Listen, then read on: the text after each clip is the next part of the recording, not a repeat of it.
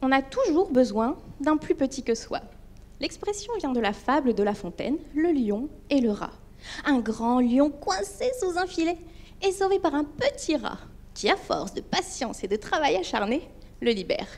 Ce lion, c'est la planète.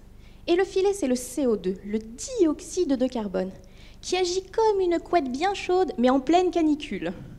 Pauvre planète surchauffée, il faut vraiment empêcher que davantage de CO2 ne soit rejeté dans son atmosphère.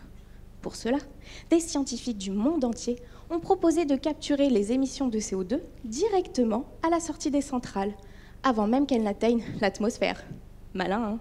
Ce CO2 est ensuite injecté à 1 km de profondeur, dans un aquifère. Un aquifère, c'est un banc de sable de la taille de Paris, de la hauteur de la Tour Eiffel, imbibé d'une eau 10 fois plus salée que l'eau de mer.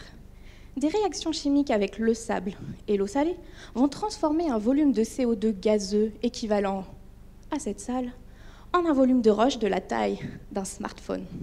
Ainsi, le CO2 sera stocké dans l'aquifère en toute sécurité et pour toujours. Oui, alors enfin ça, c'est la théorie. Parce qu'il faut étudier ce qu'il va se passer quand le CO2 va se glisser à travers ce sable imbibé d'eau salée, dont les interstices sont de la taille d'un cheveu, soit une dizaine de microns. La science qui étudie les fluides à cette échelle s'appelle la microfluidique. Ma thèse, c'est justement de construire des outils microfluidiques. Mais c'est loin d'être de la microfluidique classique. Le CO2 est injecté sous forme supercritique. Or non, ce n'est pas du dioxyde de carbone avec une cape.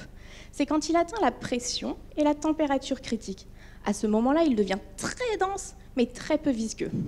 Bon, restons dans les super-héros. C'est comme si Hulk se baladait dans un labyrinthe avec l'agilité de Catwoman. Pour faire des expériences microfluidiques à haute pression et température, j'ai créé pendant ma thèse les laboratoires géologiques sur puce. Ce sont de petits outils de la taille d'un timbre qui me permettent d'étudier un bout de planète.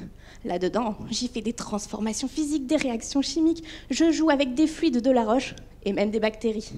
Le tout à 100 fois la pression atmosphérique et en observant directement ce qu'il s'y passe. Fort, hein? Mais comme dans un tube à essai, super costaud. Tiens, ça ne vous rappelle rien? Un petit outil qui aide la planète. C'est le petit rat qui aide le grand lion. Bon, ok, d'ailleurs, je ne vous ai pas tout dit. La vraie morale de cette fable, c'est patience et longueur de temps font plus que force ni rage. Et ça résume bien ma thèse.